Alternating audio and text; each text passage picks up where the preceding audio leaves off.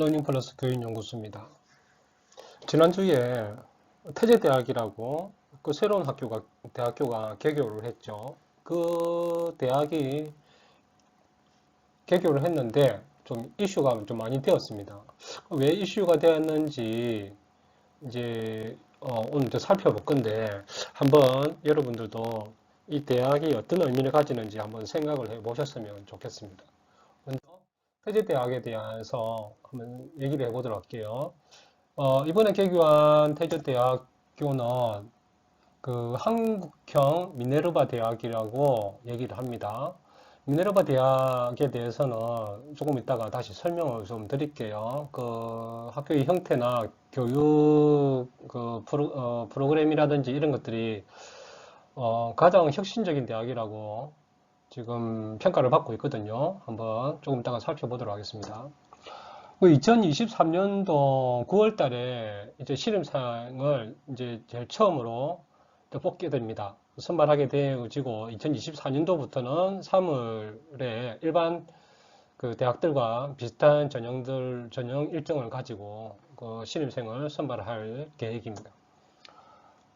이 대학은 그 염재호 총장이 이제 처음에 신임 총장으로 시작하게 될 것인데, 염재호 총장은 고려대 총장을 지냈죠. 그리고 스탠퍼드 대학에서 정치학 박사를 하셨는데, 이분이 이제 고려대 명예교수를 지내면서 설립을 하게 되었는데, 이 학교는 조창걸 한세 명예회장, 그러니까 초대 회장님이시죠. 이분의 사재 3천억을 출연을 해서 설립하게 되었습니다. 이 대학의 이제 특징들을 보면 이 대학에 건물이 없어요. 건물이 없어서 없는 대신에 수업을 어떤 식으로 하냐면 도시들 안에 도시 어떤 그 한 4개국 도시, 4개국의 주요 도시들을 선정을 해서 그 도시에서 한 학기씩 돌아가면서 공부를 하게 됩니다. 지금 1학기 때는 우리나라에서 서울에서 일단 기숙사를 만들어서 이제 수업을 하겠죠. 그 다음에는 뭐 다른 뭐 중국이나 미국이나 이게 지정된 도시에서 수업을 진행을 하는 것으로 알고 있습니다. 그리고 온라인 수업 형태는 온라인 수업이고요. 그 온라인 수업에는 태제대학교의 교수들도 강의를 하지만 일반 그 하버드나 예일이나 뭐 이런 대학의 주요 석학들의 강의들도 수강을 할 수 있도록 되어 있고요. 그 수업 방식은 대부분이 토론 방식입니다. 토론 방식과 그러면 현장 프로젝트 수업으로 진행이 된다고 합니다. 미네르바 대학에 대해서 한번 알아보도록 할게요. 그 미국 캘리포니아주 샌프란시스코에 있는 그 학교고요. 이 대학은 이제 그 2012년도에 미국 클레이몬트 대학에 있는 여러 가지 이제 그 학교들 중에 하나입니다. 그리고 뭐 벤치마크 캐피탈이라는 그런 회사가 이 미네르바 대학을 투자를 했죠. 한 2,500만 달러를 출연을 해서 만들어진 학교로 알려져 있습니다. 이 회사의 대표가 벤 넬슨이라는 사람인데 이분이 총장으로 그 취임을 했고요. 그래서 이 학교가 설립이 되었는데 이 학교가 설립되었던 것은 벤 넬슨 총장의 그런 의지가 있었나 봅니다. 이분이 펜실베니아 대학을 다녔는데 학교를 다니면서 그 어떤 정형화된 교육이 그 미래의 인재를 양성하기에는 부적절하다라는 판단을 하셨던 것 같아요. 그래서 새로운 모델의 대학 교육을 꿈꾸고 있었나 봅니다. 그래서 미네르바 대학을 설계를 했고 이 학교에 신임 총장으로 취임을 해서 운영을 하고 있습니다. 2021년도에 4년제 대학으로 그 승인을 받았는데 이 미국에서 대학교 승인 받기가 되게 쉽지가 않은 것 같아요. 근데 한 번만에 이 그 승인을 받았다고 하죠. 그래서 크게 또 그 이슈가 됐던 그런 그 학교입니다. 그 대학의 그 학기는 처음에는 뭐 1학년 때는 그 본교에서 온라인 수업으로 진행을 하고 거기 그 지역에서 기숙사에서 온라인 수업을 했겠죠. 그 이후에는 그 7개 그 국가의 도시들에서 그 돌아가면서 한 학기씩 수업을 진행을 하는 학교로 유명하죠. 그리고 그 이 학교에 더 이슈가 됐던 것은 모든 수업을 온라인 수업하고 그리고 토론 수업하고 그리고 협업 프로젝트 수업을 하는 것으로 유명합니다. 협업 프로젝트 수업이라는 것은 이 학생들이 각 국가의 도시들에서 한 학기씩 생활을 한다라고 했잖아요. 그렇게 하면서 그 학생들만의 어떤 수업을 진행하는 것이 아니라 그 지역의 그 도시의 행정가들 그리고 지역 내에 있는 전문가들 그리고 그 지역에 있는 비영리 단체들과 함께 어떤 프로젝트를 진행을 하는 것으로 더 유명하거든요. 그래서 이 대학이 새로운 그 대학 교육의 모델이 되는 것으로 지금 알려져 있고, 지금은 미국에서 하버드 대학보다 더 입학하기 힘든 학교로 그런 권위를 가지게 되었습니다.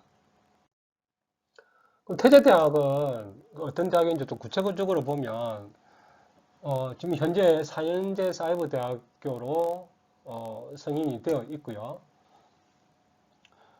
학기마다 여기는 4개국입니다. 우리는 태제대학교는 4개국 주요 도시에서 미네르바 대학처럼 그 수업을 진행을 하고요. 온라인 수업 그리고 현장 프로젝트 수업 각종 그리고 온라인 수업은 거의 대부분 토론 수업으로 진행을 합니다. 그리고 입학 정원은 그 내국인 100명, 외국인 100명 해서 학기에 200명을 정원으로 하고 있습니다. 근데 이 100명, 우리나라 같은 경우는 이 정원이 200명이면 200명을 채우지 못하면 그 충원을 하게 되죠. 근데 이 학교는 충원을 하지 않습니다. 자기 학교에서 가지는 어떤 기준선에 못 미치는 학생들은 무조건 탈락을 시키는 거죠. 그래서 학교의 기준에 맞는 인재를 먼저 선발을 하는 것에 초점을 두고 태제대학교의 운영 계획을 한번 살펴보도록 하겠습니다. 먼저 수업은 20명 이하의 학생들로 구성된 수업으로 진행을 한다고 하고요. 토론과 프로젝트 수업으로 진행이 될 것 같습니다.